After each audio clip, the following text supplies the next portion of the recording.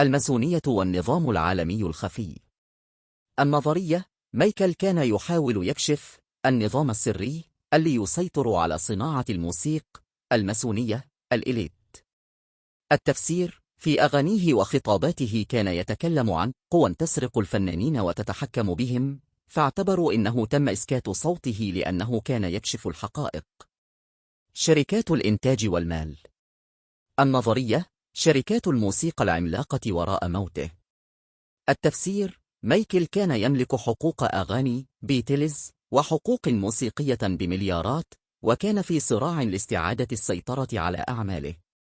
بعضهم يقول الشركات خافت من خسارة مصالحها. الطبيب كبش فداء.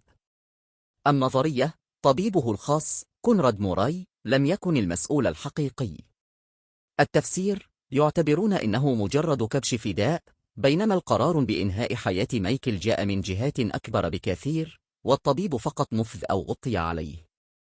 لم يمت أصلاً. الاختفاء.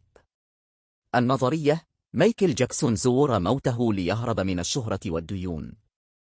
التفسير: ظهرت لقطات بعد وفاته قيل إنها تظهره على قيد الحياة، مثل فيديو خروج شخص يشبهه من سيارة الإسعاف، أو صور مشوشة لشخص يشبهه.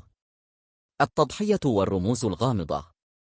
النظرية: وفاته كانت تضحية طقسية مرتبطة بتواريخ وأرقام ورموز سرية.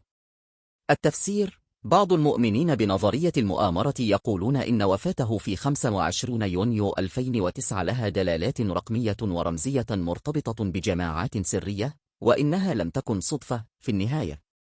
لحد اليوم ما فيش أي دليل رسمي يثبت واحدة من هذه النظريات، لكن تظل وفاة مايكل جاكسون واحدة من أكثر القصص الغامضة في تاريخ الموسيقى. برأيك، أي نظرية أقرب للحقيقة؟